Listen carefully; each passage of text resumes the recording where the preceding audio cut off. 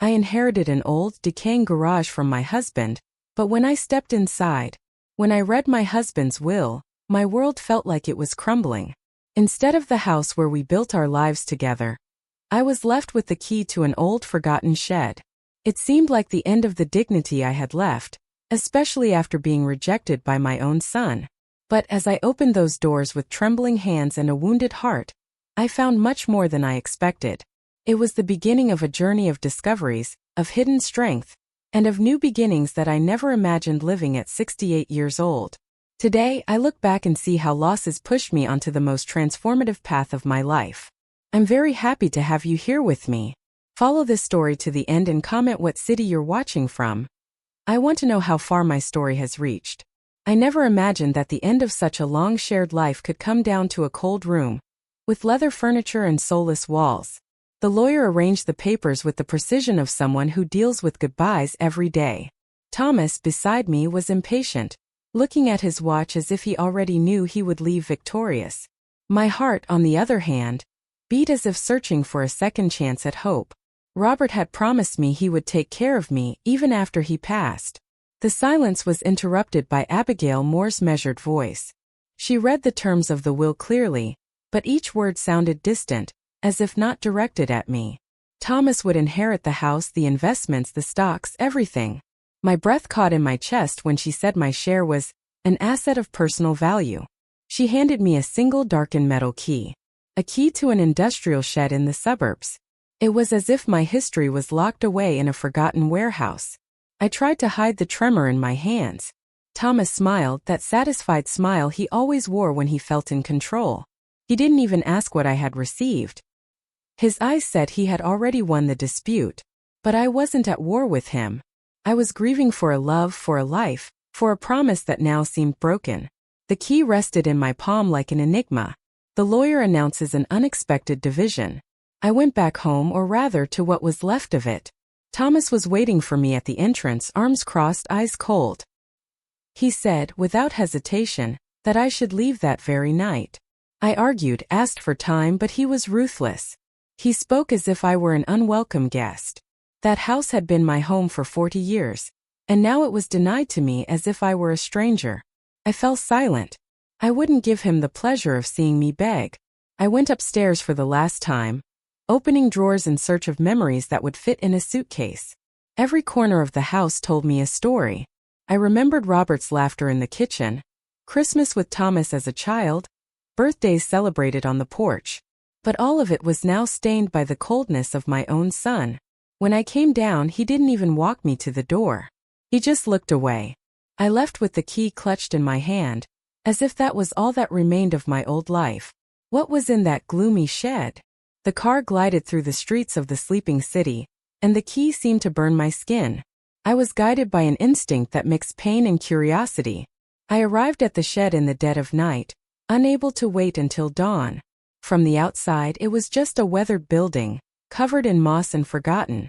But something inside me whispered that this was not a random gift. Robert was never one to leave loose ends. He knew what he was doing, and I needed to discover what he had tried to tell me.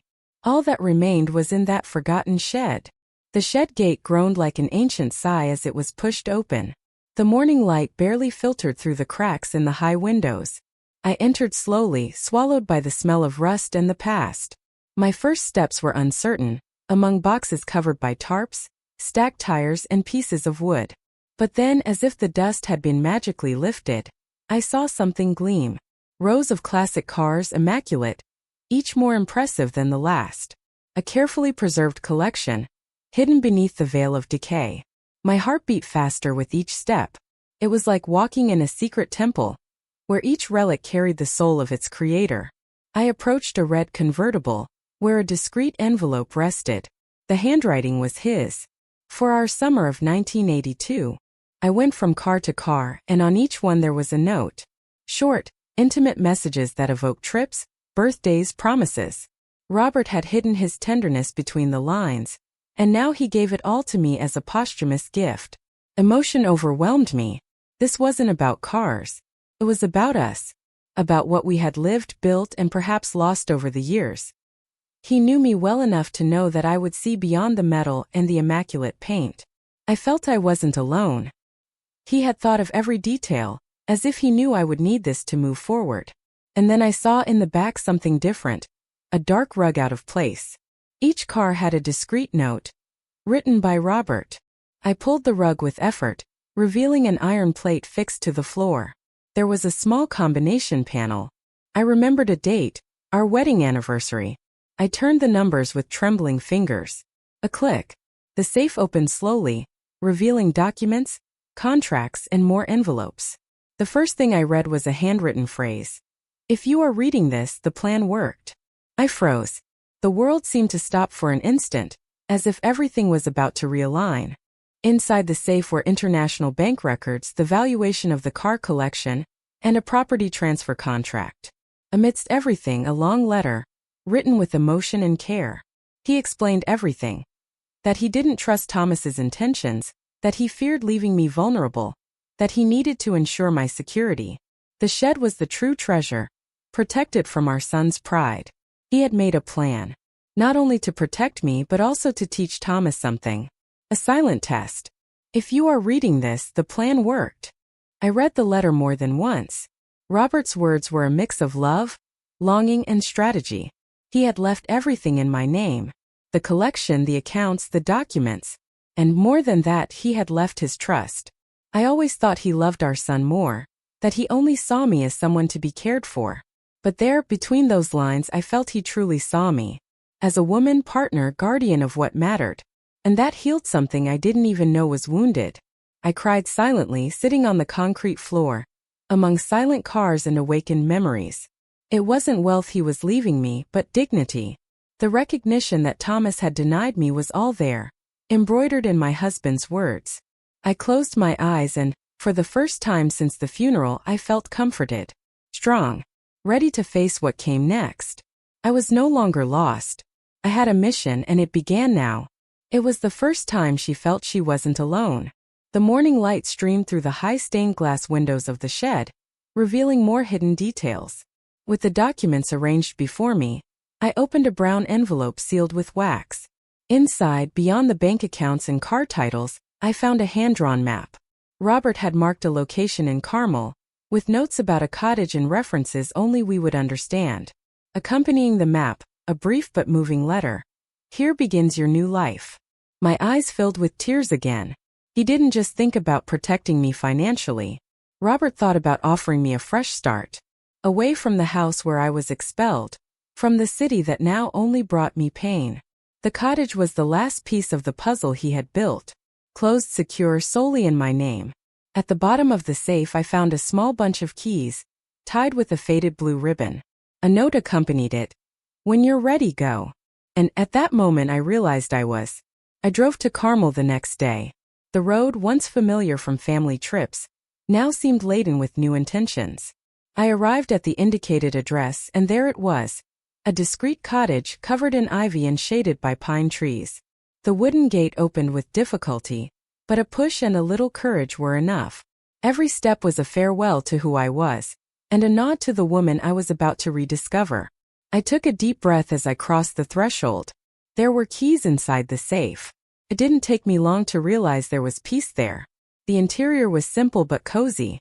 Light fabrics on the windows, light wood furniture, and walls with old photos, some of me, some of us.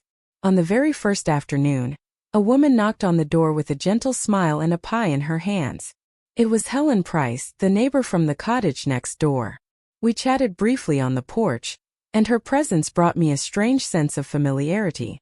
She didn't ask too many questions, but looked at me as if she understood silence. The next day, she returned with tea and company. We sat in the garden, and I allowed myself to listen more than talk. I discovered that Helen was also a widow, and that she ran a small local reading group. The way she treated me was delicate, almost intuitive. And even without saying much, she knew there was a pain in me that wasn't recent. Her eyes sought mine, but with patience. She offered presence without demanding anything. A rare kind of companionship. With each visit, Helen helped me fill that space with my existence. We began to rearrange the rooms, dust the shelves, clean the soul of the dark corners. She respected my time, but didn't let me sink into silence. It was as if she knew I needed anchors. And even without understanding the whole story, she became my first link to the new world. When she finally told me about the reading club, I saw a seed there. Helen realized there was something more behind that sadness. As the days passed, I began to see myself again. Not as the abandoned wife or the rejected mother, but as a woman. In the garden, I discovered pleasure in planting herbs. In the kitchen, I went back to experimenting with old recipes I never made just for myself. On the shelves, I rescued forgotten books that once inspired me. Gradually, the cottage stopped being an inheritance and became a home. It was as if, for the first time in years, I inhabited a space that truly belonged to me. I made a copy of the keys and hid them under a pot, a symbolic gesture. I no longer needed to cling to the fear of losing. There, among plants, tea, and pages of novels, the pain transformed. There was still sadness, but it was no longer a bottomless pit. It was fertile ground. Robert had foreseen all this, and his vision guided me. I was not a shadow. I was a whole woman in reconstruction. But the past wouldn't leave her alone for long. Thomas never accepted silence as an answer. Something in him had pulsed since childhood. A hunger for control, for recognition. When he realized the shed had been emptied, he went crazy. He spent hours rummaging through papers, tax records, courthouse searches. The discovery that there was nothing there led him to look between the lines. And there it was. A deed registered in my name with an address in Carmel. He didn't hesitate. He set off in my direction without warning, without guilt. He arrived in the city with the discretion that only resentment provides. He didn't seek me out directly. He parked far away, walked to the pine-lined street and watched. The cottage seemed too small for his ego, but something in his posture said he wasn't there out of arrogance. He peeked through the windows. He saw me smiling at Helen, stirring a pot, as if that were my whole life. But what touched him most was what he found in the living room. Old photos. With him. With Robert. And the cars. A silent rage took over his face. It wasn't just envy, it was disappointment. He felt excluded from a plan he never understood. He clenched his fists and turned back. He would return the next day, but this time face to face. He needed to hear from me what it all meant. And deep down he wanted to know if he was still part of something. Of us. He discovered a property deed in Carmel.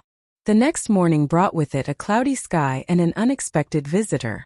I opened the door and there was Thomas, tense, words caught in his throat. I invited him in, even without quite understanding what he was looking for. He walked to the kitchen, where I sat and faced him as a woman, not a mother. He looked around, visibly affected. He was no longer the arrogant son. He was a confused, wounded man, trying to understand where he had lost himself. "You knew all along?" he asked. I nodded silently. I explained without drama Robert's plan. I said he had been tested, and that he failed, but not forever. Thomas looked at me with red eyes. He didn't trust me. I sighed. Perhaps he wanted you to trust yourself first. It was harsh but necessary. I didn't hate him, but I also wouldn't lie to spare him. The truth was the only possible bridge between us. He clenched his fists, feeling betrayed. He lowered his eyes, finally unmasked. For the first time in a long time, I saw my son without shields. He said he missed something he couldn't name, that the inheritance seemed an empty trophy, and that seeing those photos, it hurt. I slowly stood up, walked to him and placed my hand over his. "You were tested, Thomas. And you can still pass." It wasn't forgiveness. It was an opportunity, and time would tell if he would take it. "You were tested, Thomas. And you can still pass." Thomas sat across from me, shoulders hunched, as if carrying decades of resentment. He looked at his hands, avoiding my eyes. When he finally spoke, his voice was more fragile than I had ever heard. "I always thought Dad didn't like me. Not like he liked you. Or the idea of me he had." My heart tightened at those words because they came from a real place. A place I had also visited alone many times. He told me that ever since he was a child he felt he was never enough.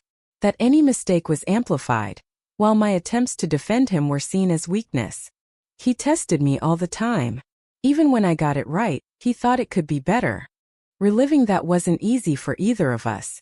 I knew Robert had tough demands, but I never realized how much it hurt our son. The silence between us was dense, as if an entire past was revealing itself. "He never trusted me, Mom," he repeated, his voice choked. And that phrase settled like an old scar exposed to the sunlight. I took a deep breath before answering. I also had grievances. But at that moment, what Thomas needed wasn't judgment. It was listening. For the first time, he wasn't speaking as an accuser, but as someone searching for meaning. And there, within the walls of the cottage, we began to walk over the wreckage of what we had been. "He never trusted me, Mom." Thomas's pain cut through me like a mirror. I had also felt alone for years, trying to balance the wills of two such different men. I told him that making choices wasn't always easy, that sometimes to protect one I hurt the other without realizing it. "Your father thought that toughening you up would make you stronger. I thought that softening you would give you space to blossom. Perhaps we were both wrong." He listened in silence, his eyes wet. I told him about the nights I heard his arguments with his father and had to suppress my own fears. How it hurt me not to be able to bring them closer. How I kept letters he wrote in his adolescence, full of anger and confusion. Thomas looked at me with a melancholic astonishment. "I never knew you saw all that." I shook my head. "I did, yes. I just didn't know how to heal it." My words weren't asking for forgiveness, they offered presence. A belated but necessary acknowledgement. The tears in his eyes seemed real. Not of self-pity, but of someone who, at last, was beginning to understand his own past. Thomas's pain was old, but now it had room to breathe. I didn't try to console him with empty promises. I just sat beside him and held his hand. For an instant we were just mother and son, without the weight of roles, inheritances, or guilt. The cottage seemed to contain our sorrows like a silent womb. The tears in Thomas's eyes seemed real. The rest of the afternoon passed without many words. We sat together on the deck, watching the sun disappear behind the mountains. Thomas spoke little, but he didn't leave. There was something in his presence that told me he wanted to stay. Not out of interest, but out of weariness. We were both exhausted from the war, from being each other's cracked mirrors. We stayed there, just listening to the sound of the leaves and the rustling of the wind. The peace of that afternoon felt fragile to me. I knew something was approaching. A different kind of storm. Thomas's eyes still carried pride and regret. And as much as we were trying to listen to each other, the world outside didn't stop demanding its due. The wound was exposed, yes, but it was still bleeding. And before any healing could announce itself, we would need to face the most uncomfortable truth of all. Time didn't wait for us. But time and creditors would not wait. I received a visit from Diana on a cloudy morning, one of those that announce omens. Thomas's assistant was downcast, without makeup, and her eyes were distressed. She sat in my living room with a sigh that seemed to carry months of worry. "Eleanor, I don't know what to do with him anymore." She handed me a folder with numbers, spreadsheets, notifications, cascading debts, collection letters, poor investments. The apartment in San Francisco is mortgaged twice over. He hid everything. My heart sank. Diana explained that the renovations to the penthouse spiraled out of control, that Thomas, trying to maintain a lifestyle, multiplied debts with unpayable loans. His pride, a prison disguised as luxury, pushed him deeper and deeper. He won't admit it, but he's about to lose everything. The folder in my hand seemed to weigh tons. It wasn't just money. It was proof that my son was sinking in silence, and that no one knew how to pull him back to the surface anymore. Diana's words echoed through the room. "The bank has already scheduled a visit. The penthouse is on the verge of foreclosure." I closed my eyes, trying to find some clarity amidst the anguish. It wasn't a time for judgment. It was a time to look into the eyes of ruin and understand what it said.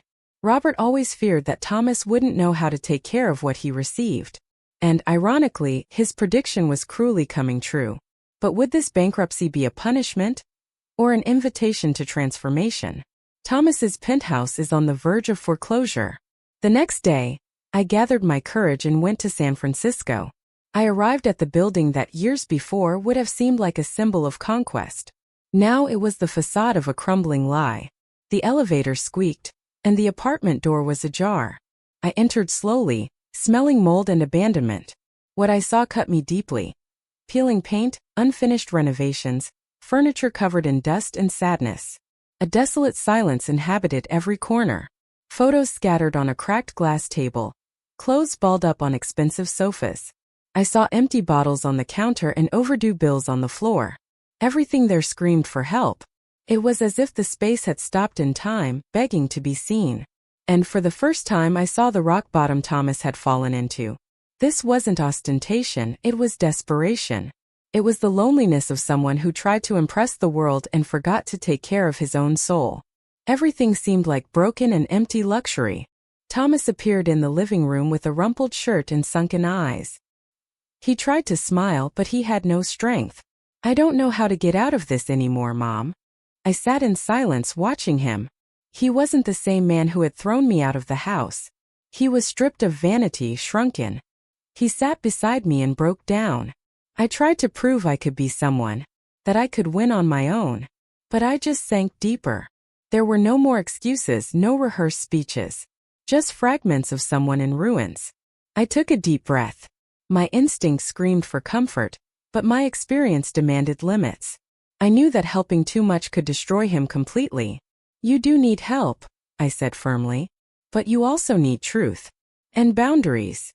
He didn't answer, just nodded, tears streaming down his face. And I understood right then that there might be a chance. As long as he was willing to rebuild from the ground up. Because love isn't blind rescue. It's a guide for those who choose to walk. Eleanor realizes he needs help, but also boundaries. I returned to the cottage with my mind in turmoil. I knew Thomas needed help, but I also knew that the way this help was offered would define the course of his life. I called him to talk in the late afternoon. I made tea, tidied the table, and when he arrived, I went straight to the point. "I can help you, but with clear conditions," I said. He looked at me in silence, as if he didn't know whether to feel gratitude or offense. I placed the papers on the table: the car collection valuation, a proposal for selling the apartment, and a referral to a trusted therapist in Carmel.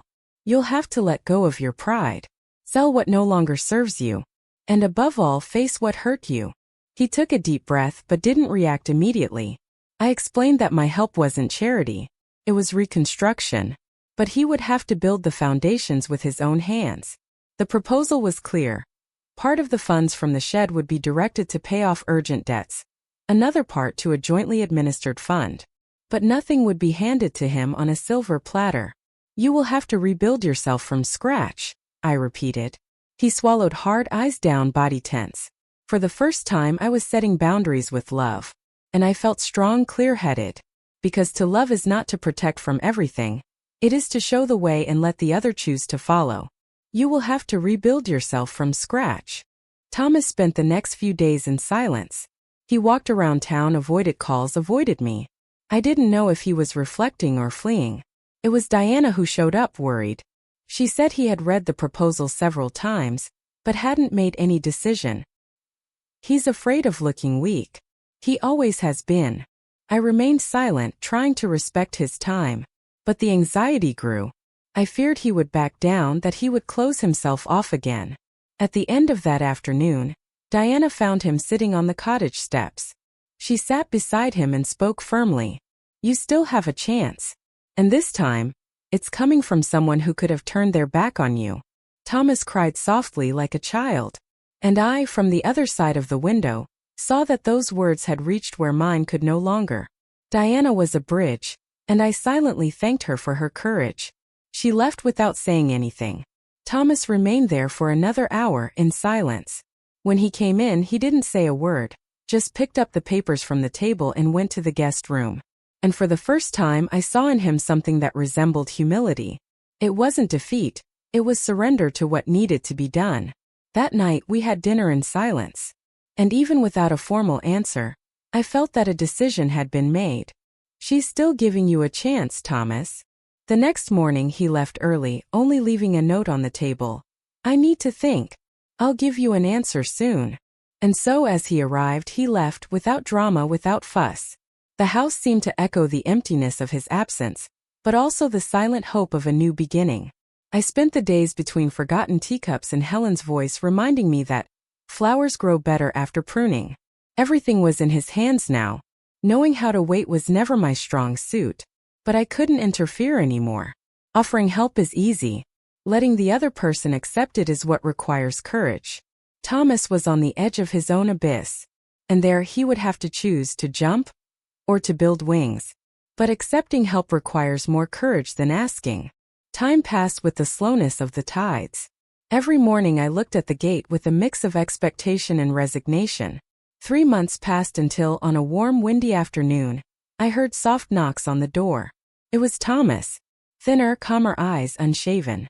He didn't bring luggage, just a folder and something new in his eyes. When he entered, he said in a firm voice, "I'm selling the penthouse. And I've started therapy." He seemed like a different person. Not yet restored, but in restoration.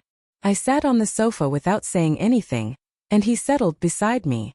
The energy between us was different. There was no tension, no justifications. Just a silent acknowledgement of the path he had begun to tread. "I'm working with a financial consultant. I want to learn." I nodded with a restrained smile. It wasn't time to celebrate, but to observe. Like someone watching a flower bloom and avoiding touching it to keep from breaking the stem. He stayed for a few days, helping in the garden, cooking, reading in the shade of the trees. He didn't talk much, and I respected his silences. Helen greeted him with a simple hug, like someone welcoming a person who is trying.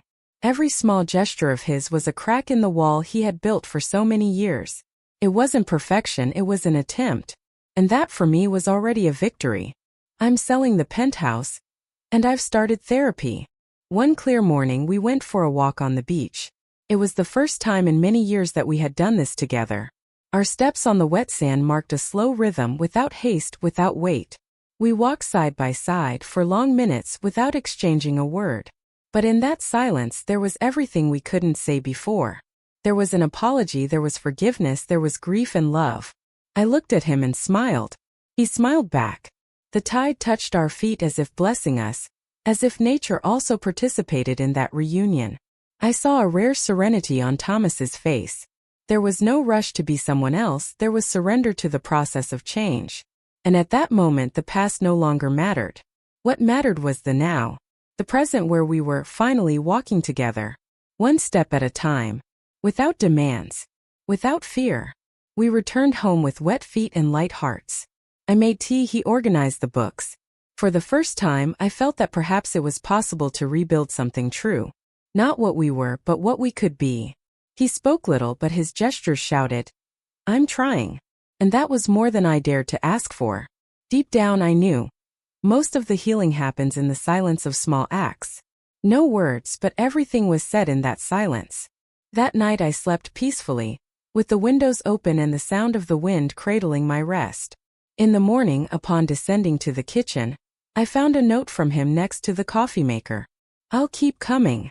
Every week. I still have a lot to fix." I held that paper like someone holding hope in the form of ink. Thomas still had flaws and so did I. But there was room to start over. And, for the first time, I didn't fear what was to come. But deep down a part of me knew that not everything was resolved. The road to redemption is long, and the real test was yet to come. We would need courage and truth. But the real test was yet to come. That morning dawned with a different serenity. The sun filtered through the curtains delicately, as if it knew the weight of the day. I carefully arranged the living room, spreading documents and envelopes on the table. Abigail arrived promptly, carrying the folder with the terms for transferring the remaining part of the collection and the financial fund. Thomas was already waiting, serious but calm. I invited him to sit and began with the phrase I had been rehearsing for weeks. "Today is not about possessions but about deserving." I explained that part of the financial structure would be put in his name, but under condition of oversight. Abigail detailed clauses that ensured balance and responsibility. Thomas listened to everything in silence, absorbing each word as someone who finally understands the value of what he is receiving. "This is not a prize," he said firmly. "It's a chance." He nodded, and his tear-filled eyes revealed the man who was finally beginning to comprehend the dimension of forgiveness. "I don't want you to inherit, I want you to deserve," I concluded, my voice firm but laden with love. He took a deep breath and said he was ready. For the first time, I felt no resistance in his words, no resentment in his gaze. It was as if the old Thomas was making room for someone new. Abigail observed us with respect and a touch of contained emotion. The room was not a courtroom. It was a temple of new beginnings. I don't want you to inherit, I want you to deserve. With steady hands, Thomas picked up the pen and signed each document. There was no rush, no hesitation. In the end, he thanked the lawyer, who greeted him with a sincere look. Afterward, we talked about the future. Gregory, the collection restorer, had offered him a modest job at the workshop. I want to start from the bottom. Learn for real, he said. I remained silent for a few seconds, absorbing the humility that was finally blossoming in his words. Thomas had never gotten his hands dirty with grease. Now he wanted to learn about cars, not to show off but to restore. It was too symbolic to go unnoticed. Gregory told me he had a knack for it, that he listened attentively, that he made mistakes and tried again. And that was enough for me. I didn't expect perfection, I expected process. And there he was, immersed in that process with the courage he had always lacked. He no longer wanted to impress. He wanted to belong. Before leaving, he hugged me and said, "Thank you for still believing in me, even after everything." My heart tightened, but this time not from pain, from relief. It was as if that phrase washed away the wounds I had carried for years. In that moment, I saw the son I had dreamed of finding again. Not the one who inherits a surname, but the one who honors his history. There, among papers and confessions, there was finally reconciliation. Thank you for still believing in me, even after everything. We sat on the porch, the sun already setting behind the hills. Thomas drank my tea, a rare thing, and laughed as he remembered Robert's scoldings for his carelessness. We laughed together as we hadn't in years. The pain still existed, but now it didn't scream. It was like a scar that no longer hurt. He looked into my eyes and said, "I think I understand what Dad tried to teach now." And I just smiled, without correcting, without interrupting. We stood up and walked to the garden. There, without saying much, he held out his arms and hugged me. But this time not like a boy who needs comforting. It was a hug between equals. Between two survivors of the same storm. We stood there for long minutes, feeling time pass differently. Not as something that rushes, but as something that embraces. I knew at that instant that what would come next would be born from a firm root. Eleanor knew. What they would build from then on would have true roots. I made the right decision, I have no doubt about that. The car collection that for so long symbolized a secret between Robert and me now needed to find a new purpose. I contacted an automotive museum in Monterey, which was delighted with the collection. I arranged the donation in Robert's name, as a way to honor not only his memory, but also his original intention, to preserve and share beauty. Thomas helped me every step of the way. When we handed the final keys to the curator, I felt a weight lift from me. It was as if those machines, so silent and imposing, had fulfilled their mission. Thomas looked at me and smiled as if saying, "It's done." We drove home in silence, hearing only the sound of the wind along the coastal roads. And in that silence I realized, letting go can also be an act of love. Detachment wasn't loss, it was freedom. We kept only one car, the red Monte Carlo convertible. The rest would now be part of other people's history. People who, perhaps when admiring those vehicles, would remember their own bonds and memories. And that was beautiful. It was right. The keys were handed over with reverence. And with the last metallic click of the keychain, I felt something within me come to a peaceful end. The keys sounded like a symbol of liberation. A few days later, Thomas appeared at the cottage with a simple invitation. "Shall we have lunch out?" I put on a light outfit, an old necklace, and accompanied him. Instead of fancy restaurants, he took me to a seaside cafe where we used to stop when he was little. The waiter was still the same. The tablecloths, faded, seemed not to have changed in decades. But there was beauty in that place. A kind of beauty that doesn't need to prove anything. We sat at our usual table, facing the sea. Thomas ordered Robert's favorite dish, and I laughed at his choice. We talked about everything and nothing. The simple food, the spontaneous smiles, the absence of tension. Everything there was healing. "I needed to come back here with you," he said, "to remember what matters."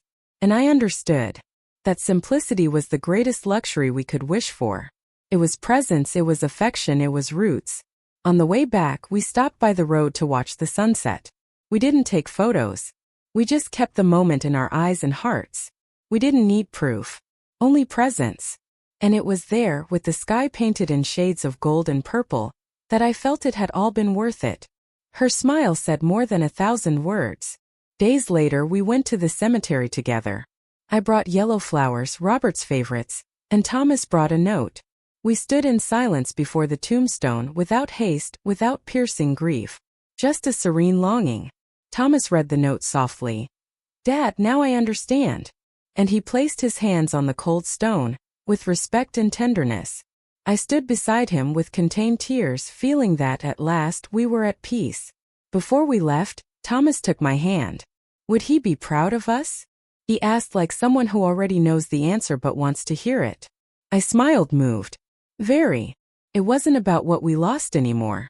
It was about what we built from the pain. A legacy of love, dignity, and new beginnings. Robert had started a cycle. We were ending it with truth. And the future was clean, open, possible. It wasn't about inheritance. It was about legacy. I never imagined that at 69 years old, I would be standing in front of a whiteboard, explaining how to open an account, plan a budget, or recognize financial abuse. In Carmel, I created a small group of mature women who, like me, had been left behind by time and circumstances. What started as an informal conversation on the porch turned into a weekly course on personal finance and self-esteem. I brought everything I learned, with losses, with pain, with new beginnings. And each face before me became a mirror of courage. And each face before me became a mirror of courage. It wasn't just about money but about worth. Teaching those women was reminding myself of what's truly valuable. We shared stories, recipes, fears, and laughter. It was a safe space without judgment, where each one could be heard. We used the community hall, and Helen made sure to prepare tea and cookies. The cottage became a meeting point between past and future. And there I found a new purpose. I never sought fame or applause. But to see the sparkle in a woman's eyes when she understands she has control over her own life, that is gold. Sometimes I write notes with Robert's phrases and tuck them between the handouts. It's my silent way of keeping his presence there, among us. And to think it all started with a rusty key in an unfair will. Life has these sweet ironies which only time can explain. Her classes started with 3 students. Today there are 40. Thomas today lives in a simple little house, not far from the cottage. He traded his suit for overalls and his expensive cell phone for heavy tools. He works at Gregory's workshop, and from what they say, he's become the old restorer's right-hand man. He spends whole hours polishing details, researching rare parts, learning painting techniques. Sometimes he calls me, excited about a restoration he managed to finish. "This one would have made Dad proud," he says. And I believe him. The transformation wasn't instantaneous, but it was profound. Thomas learned the value of slowness, repetition, and invisible effort. He no longer seeks approval in the eyes of others. He looks in the mirror and recognizes himself. He rarely talks about the past, but his actions scream change. Vanity gave way to presence, pride to listening. He found dignity in his craft, and self-respect within himself. And it is there, among old parts and grease, that I see the man he always tried to be reborn. Gregory says he already leads small projects and mentors interns. And when he visits me, his hands are dirty, but his gaze is clean. We talk about work, about plants, about how the world turns strange and beautiful sometimes. There's no more tension between us. Just a new lightness, as if we had crossed a storm and now we were sitting on the sand, watching the sea with calm eyes. In the workshop, he uses the hands that once only pointed. Every Friday without fail, Thomas arrives at the cottage with fresh flowers in his hands. They're not expensive bouquets. They're always simple flowers from the local market. Daisies, sunflowers, sometimes lavender. He places them in the same vase on the same table like a silent ritual of presence. We have lunch together, almost always the same dishes. Soup, salad, homemade bread. But the menu is the least important thing. What matters is the routine. The affection without demands. After lunch, he washes the dishes and tells me about the cars. I tell him about my classes. Sometimes we read together, or just sit in silence, with the door open and the wind coming in. There's no longer a need to fill the void. It has been filled with small, consistent gestures. Every week, we celebrate the fact that we are still here trying rebuilding. Not everything has been fixed, but everything has been looked at with truth. Before he leaves, he hugs me and says, "See you next week." And I smile. Because now I know he'll come back. Not out of obligation, but out of love. Our bond is no longer sustained by expectations, but by respect. By something that is only built with time, falls, repair, and choice. And it is in these simple encounters that I truly understand the value of the journey we have lived. Some treasures are not found in safes, but in hearts that have transformed. Now, I'm curious about you who heard my story. What would you do if you were in my place? Have you been through something similar? Support the channel, subscribe, like, comment, and share this video. I'm leaving another story on the final screen that you will also like, and it will definitely surprise you. Thank you for watching. See you in the next video.